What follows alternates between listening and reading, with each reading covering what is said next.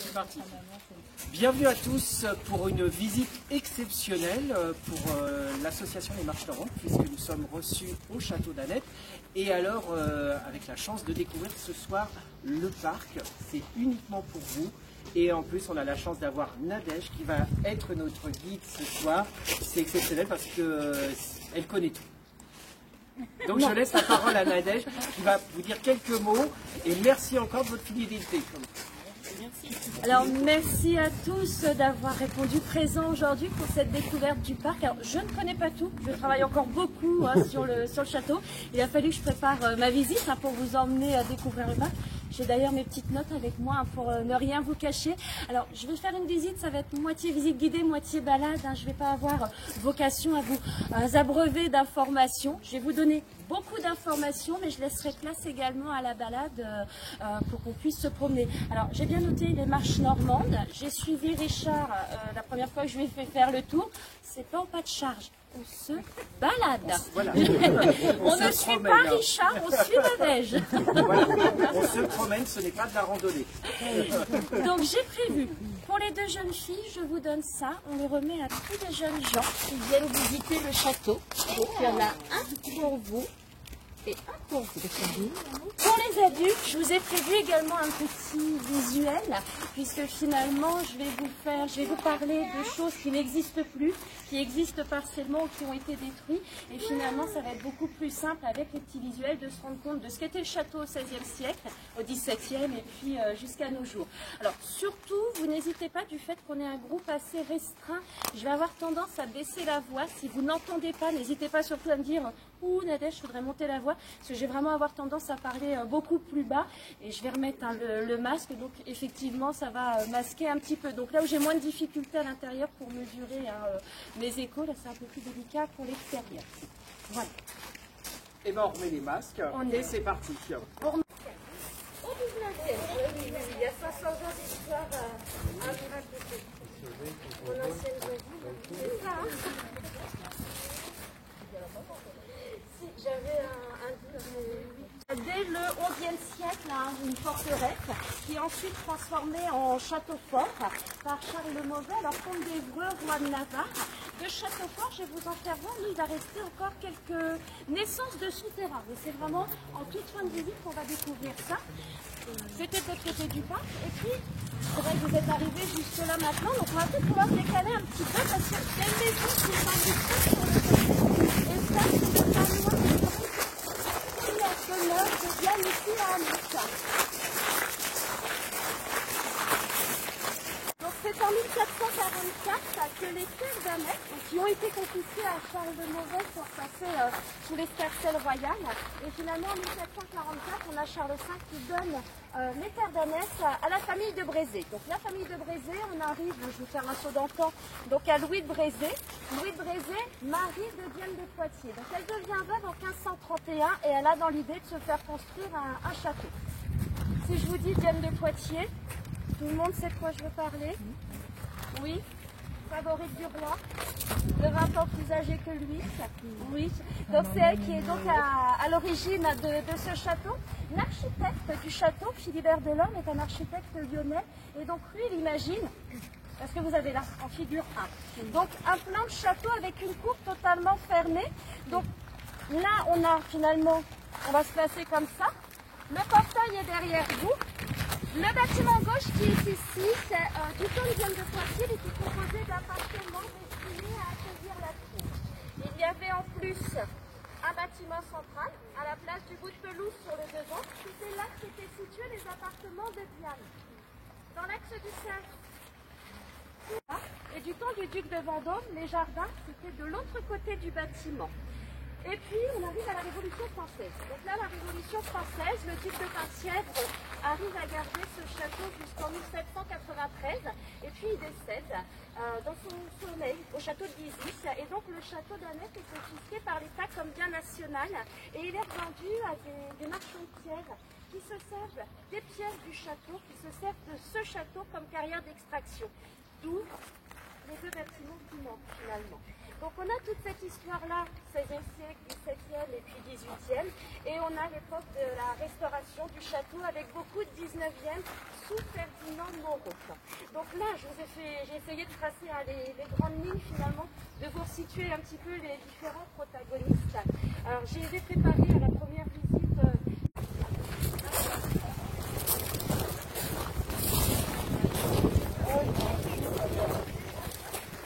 Alors surtout, c'est difficile de prendre des photos, on a dans l'arrêt, vous prenez autant de photos. Où il y avait les appartements d'Henri II. Il faut savoir que de l'aile qui reste de cette époque, il y avait encore 2 mètres de bâtiments.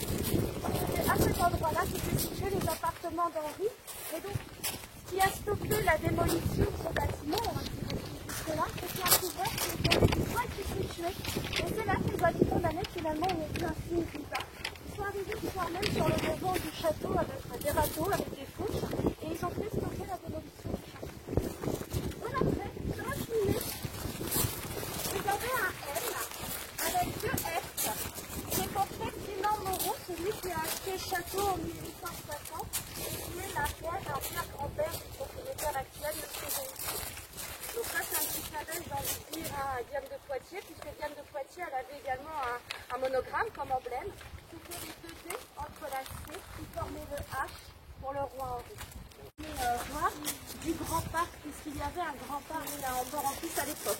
Donc le jardin, le château, le domaine d'Annette du comte Diane de Poitiers, c'est 35 000 hectares.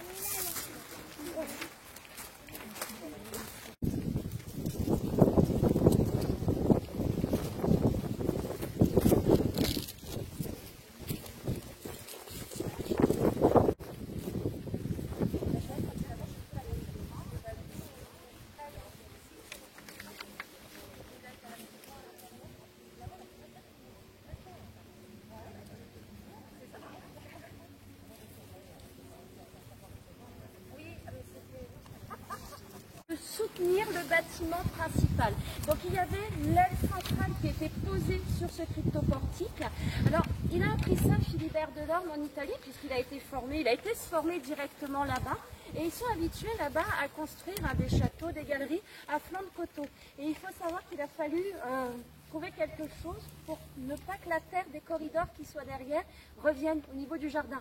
Puisque au-delà du cryptoportique, il y a tous les corridors, tous les souterrains qui sont dans la cour. Donc il reliait les 3 bâtiments, les anciennes cuisines, la cour des cuisines. Voilà, c'est vraiment un véritable gruyère. Donc on a ce cryptoportique, donc finalement pour Philibert Delorme de la stéréotomie. Donc la stéréotomie, c'est l'étude de la taille et de la coupe des pierres. Donc on a des alcôves en plâtre. Et donc alors ça je l'ai trouvé au tout début où j'étais guide ici, donc ça fait une vingtaine d'années maintenant. J'ai pas retrouvé la source pour ces visites-là, donc je vous le donne. Voilà, là c'est vraiment un travail de mémoire. Il faut s'imaginer le cryptoportique au XVIe siècle, pas avec de la pierre à nu comme ça, mais peint avec des fresques représentant les dieux et les déesses de la mythologie. À savoir qu'il y avait une terrasse encore en plus, qui permettait de couvrir tout le dallage au sol, et il y avait 5 piliers. Et on a ici des pierres. Alors on se dit, mais qu'est-ce qu'elles font là, ces pierres en plein milieu de la pelouse? C'est la naissance finalement des escaliers, puisque du bâtiment central, Diane de Poitiers se rendait ici dans son jardin par un escalier en forme de fer à cheval. On fait un bond dans le temps et on va passer là sous le duc de Vendôme et André Lenôtre qui souhaite moderniser l'aspect intérieur-extérieur du château. Et alors, à l'extérieur, exit tout le domaine de Diane de Poitiers. On change de périphérie, on n'est plus en face, on est sur le côté, je vous ferai voir. Et lui, il creuse un grand canal. On va le longer, on va faire vraiment tout le long du canal. Il fait 3 km de bout en bout. Ils ont remué 90 000 m3 de terre à l'époque, qui a servi de remblai. Il a enterré complètement le cryptoportique et il a créé des terrasses à degrés. Au moment de la Révolution, tout est démoli, dévasté. Et puis Ferdinand Moreau, quand il achète le château, il achète des bouts de parc un petit peu par-ci par-là. Et à la place de la pelouse que vous avez vue pour marquer le bâtiment principal, lui, il a fait planter toute une rangée de tilleuls qui prennent pas racine. Et les jardiniers s'interrogent pourquoi ça ne prend pas racine.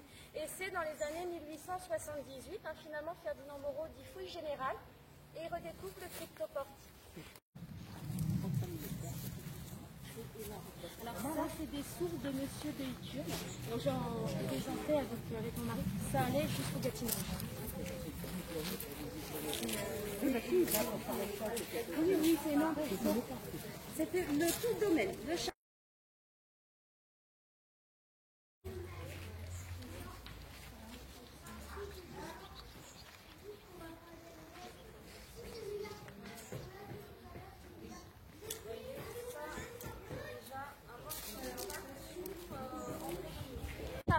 Donc le château est derrière nous et on a du cryptoportique, une grande galerie, un promenoir finalement. C'est un promenoir, c'est une galerie couverte avec des ouvertures sculptées à jour et qui vont jusqu'à la petite butte que vous voyez. Alors on se demande c'est quoi cette petite butte à l'intérieur de... Pourquoi est-ce qu'il y a...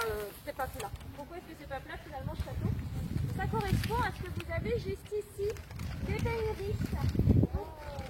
Ah, et oui, c'était là qu'ils allaient se laver. Alors, pour Diane de Poitiers, j'ai mis des doutes du fait que l'eau était alimentée apparemment par l'œuvre. Diane de Poitiers, tout le monde sait qu'elle prenait un bain ou une douche froide tous les jours, mais avec une eau souterraine qui n'avait vu ni les rayons du soleil ni les rayons de la lune.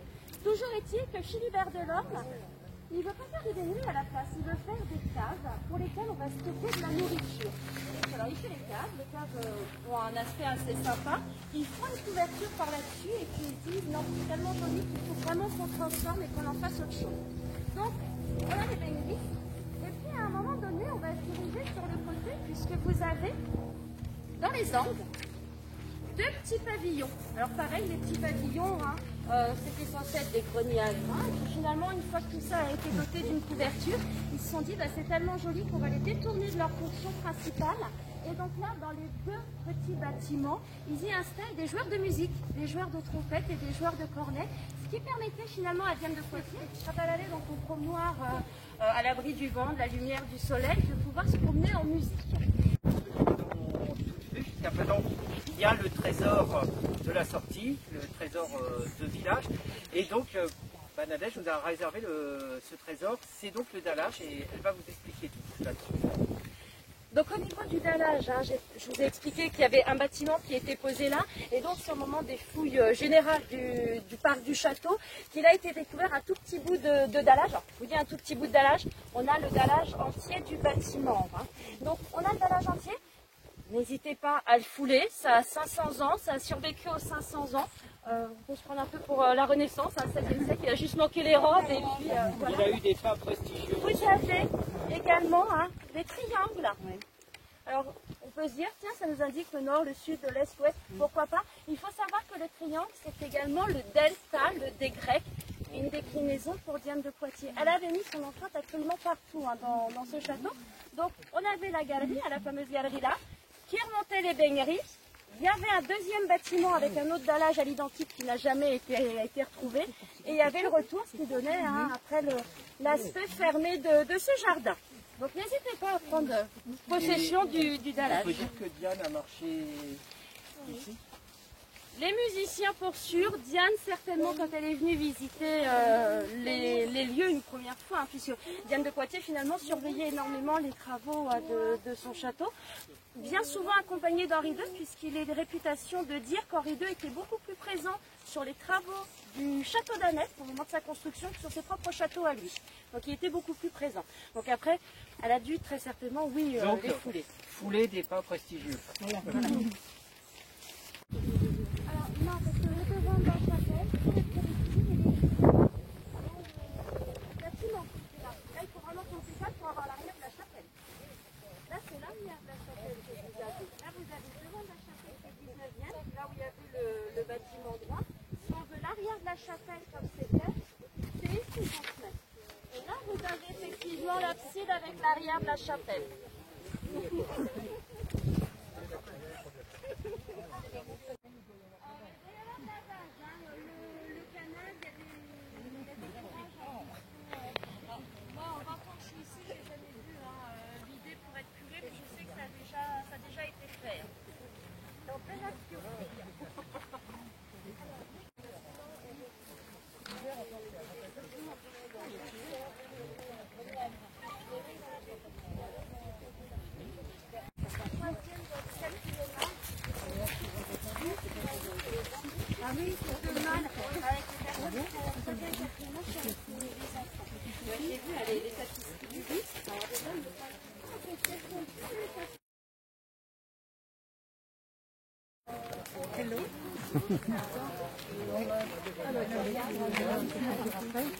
C'est passé par le chemin.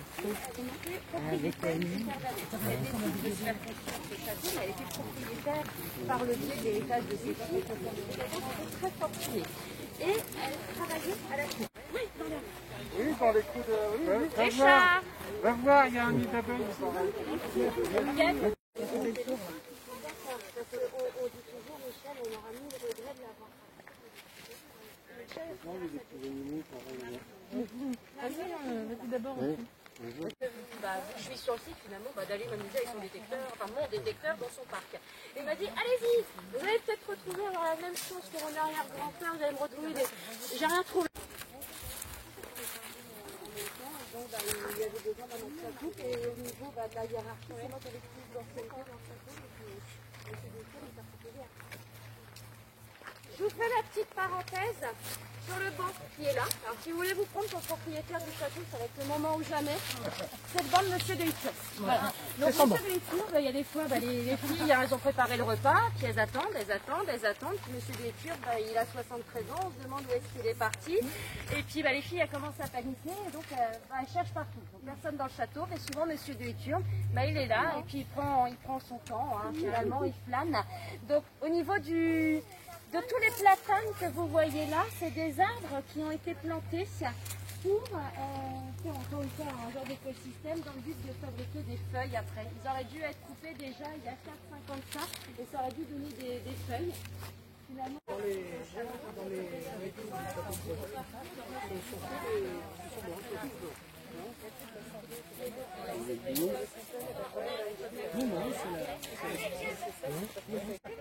On ira lui chercher.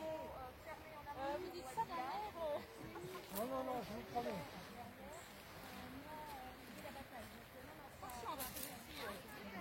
Grosse cousine avec Alain, ça va porter préjudice. C'était pour vous dire la vitesse à laquelle ils allaient. Donc du temps de Diane de Poitiers, on avait également des bâtiments qui... Peut-être, très certainement, pourquoi pas. Donc du temps de Diane de Poitiers, on avait des bâtiments. Donc au-delà du jardin que je vous fais voir, il y avait à l'autre bout du parc le couvent des Cordeliers. Donc ça, il a été fondé par la duchesse d'Aumale, fille de Diane de Poitiers. Mais Diane elle-même, elle avait fondé à l'intérieur de ce parc finalement un hôtel-dieu où étaient soignés les malades. Il y avait une dizaine de lits qui permettaient de soigner les nécessiteux, plus une chapelle.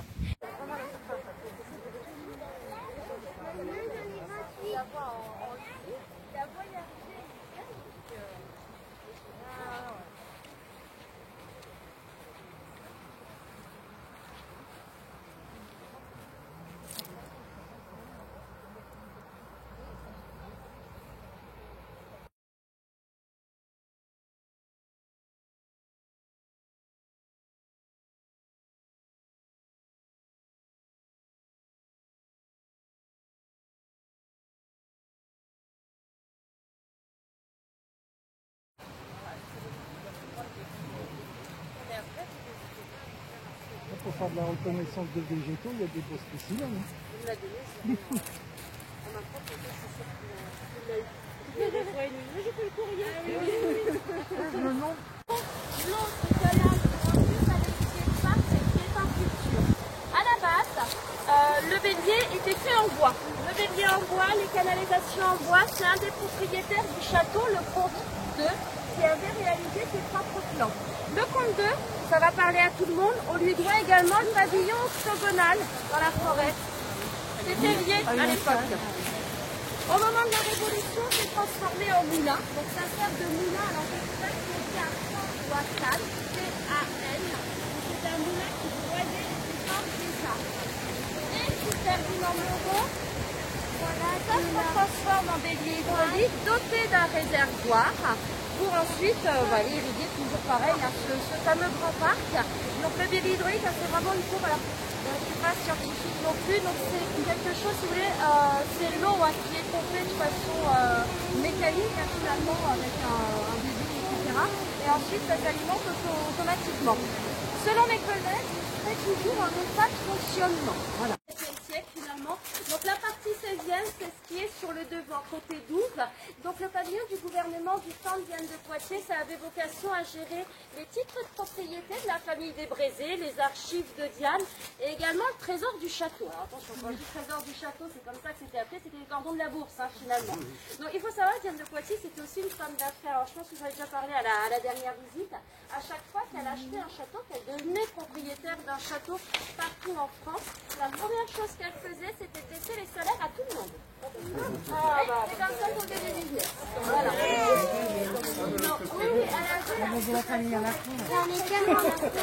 et donc on a la partie là, 17e, sur le haut les sources à Monsieur de Héture, on serait sur du Mansart, qui lui a été accolé au pavillon existant finalement pour essayer de trouver de la place pour loger toute la cour qui voulait faire la fête à Annette du temps du Grand Vendôme. Bon, et là bon, on attend impatiemment donc, tout le chantier, tout est fait vert tout partout. On attend juste que les travaux démarrent. Alors du temps du Vendôme, il faut s'imaginer cet hémicycle là, finalement, sans ouverture. Les ouvertures, elles ont été refaites au 19e siècle. Et donc, comme je l'ai abordé, la fontaine de Diane, que vous avez vue là à l'arrière, et vous verrez à l'arrière, finalement, elle était placée ici. La fontaine de Diane, pour ceux qui connaissent déjà le château, on a encore la statue qui est toujours rouge, etc., mais c'est une copie, elle faisait 6 mètres de haut. Oui, donc elle était assez conséquente, mais elle a été gardée à ce moment-là. Les statues dans les petites niches. Donc la Révolution française est passée par là. Alors là c'est source Michel, donc qui est écrit finalement au moment de la Révolution. Alors, je pense vous avoir parlé à peu près de tout. On a parlé de la Chaumière, finalement l'arbre interdit de cime. Il faut savoir que c'est le parc qui a été essentiellement touché par les bombardements et c'est à cette occasion que le couvent des Cordeliers a été détruit.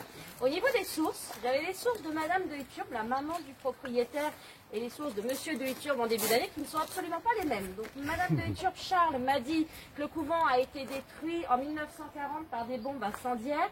Là où Monsieur de Héturbe, Jean, le fils, me dit que finalement c'est en 1945 qu'il a été détruit par des bombardements canadiens. Voilà, donc il va falloir que j'aille faire un travail de recherche effectivement pour confirmer ces dires-là. Canada. Très bien, donc alors bon, je fais exit de ce que disait la maman. Mais c'est pas la première fois que je me suis fourvoyée avec Madame Charles, finalement, puisque j'ai présenté pendant 20 ans jusqu'en début d'année, finalement, un coffre à bijoux qui a appartenu à Diane et qui n'a pas du tout appartenu à Diane, puisqu'on n'est pas sur la même époque. Voilà. Mais c'est comme les tapisseries du lit. Les tapisseries du lit, donc, secret d'histoire vient, il faut qu'on parle de Marie Stuart, on parle du lit de Diane de Poitiers, royalement, comme je fais à tous mes visiteurs. Les tapisseries intérieures et extérieures du lit sont d'époque.